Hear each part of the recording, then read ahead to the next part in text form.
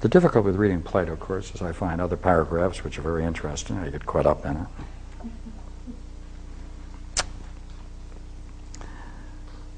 One of the great problems in Plato, and perhaps in all literature, is what is the problem that all of these wisdom traditions have with pleasure and pain? What is the basic problem in pleasure and pain?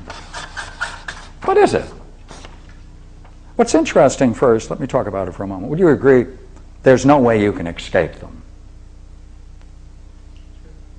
I mean, is it possible to sit on a tack and not feel it? Is it possible to have some honey and not experience pleasure and the sweetness? Is it possible to walk out and feel good and yet not feel pleasure? Is it possible to have a toothache with no pain? What is the problem with pleasure and pain? Why do they talk about it at such lengths? What is the nature of this problem? Oh, let me include that in the quote I'm using.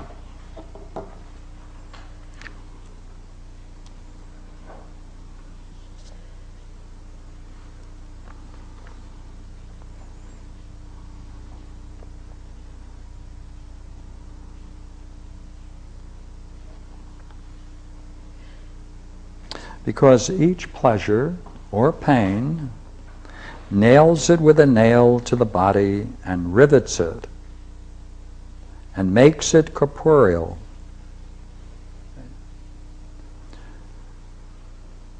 So that it fancies the things are true which the body says are true.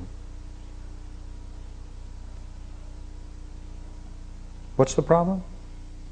In experiencing it, you make a judgment and you fancy the things are true which the body says are true.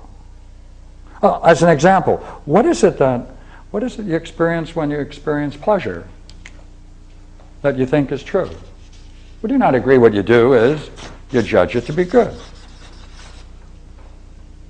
And when you suffer pain, right, what do you call that? Bad. That's the problem. It's not pleasure and pain that's the problem. What is it? Making the judgment about these things. That's really not what's good, and that's really not what's bad. That's the problem. They are not in themselves good or bad, but what? The judgment we make about them, which we believe to be true. That's the problem. Now, what is interesting about this, I'd like to push it once more. Right? A moment ago we were saying that all the rivers that flow through all of this material, each has the nature of the earth which they flow through. That in itself, it's none of those things. It just picks up those qualities through which it flows. Pleasure and pain now. Because each pleasure or pain nails it with the nail to the body and rivets it, right? It makes it corporeal, so that it fancies the things are true which the body says are true. For because it has the same beliefs and pleasures as the body, it's compelled to adopt also the same habits and mode of life. It picks up what? It picks up the habits and the mode of life from its surroundings.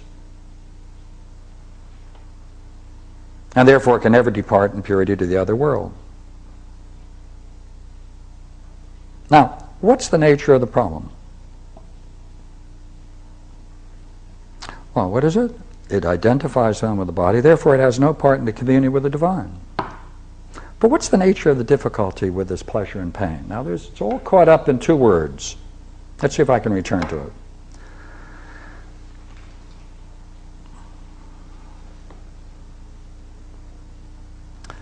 The evil is, and the word isn't evil, it's bad, but we'll leave that alone for a moment.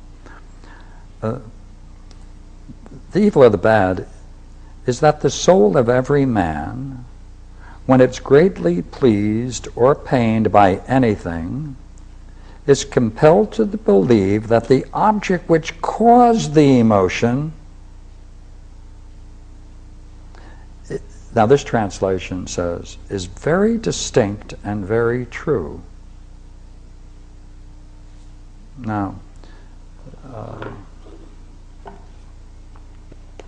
what's the problem? If you want to judge that it's true that it's bad, we want to judge that it's good if it's pleasurable. Right? Very true. But there's this other word, and it's called very distinct. Look here, very distinct.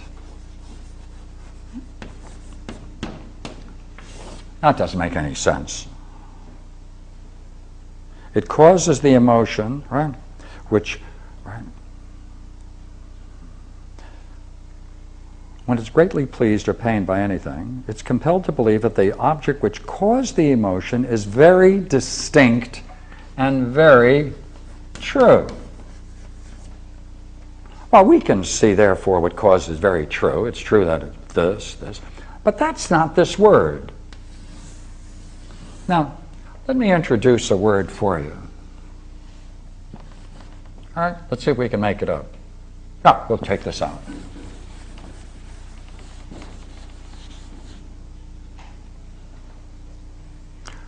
Would you agree everything and every person, right, gets into some kind of activity or state of mind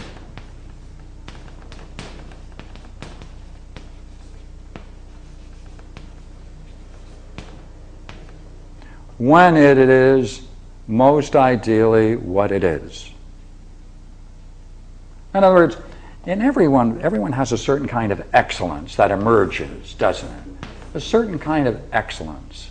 So the activity or state of mind that allows us to show that kind of particular excellence which we all possess, whatever that is, that is what it is for something to be itself most ideally.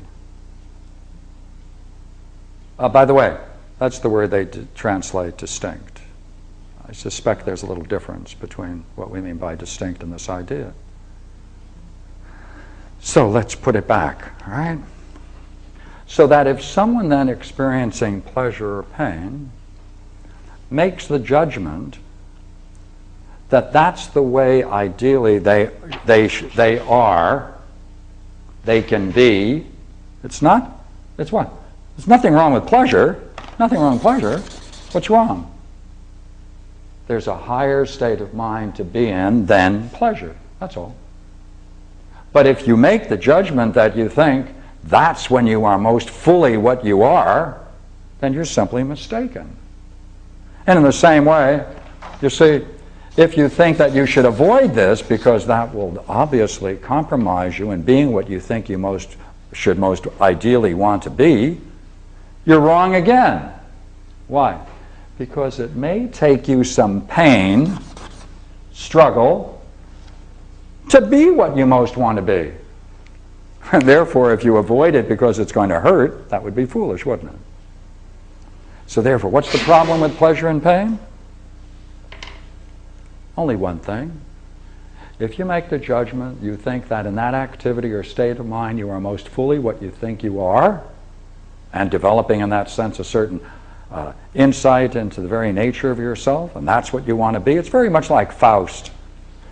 You know, in part 2 of Faust, hold thy moment so fair. If you can grasp onto a moment when you think you are in an ideal state of mind, for the Platonic tradition, it better be here. It better be an insight into the divine. Otherwise, you're making a bad mistake. Make a bad mistake, then you're going to miss it. That's the problem. It isn't that it in itself is bad, that you're simply going to mistake that for this. Oh, that's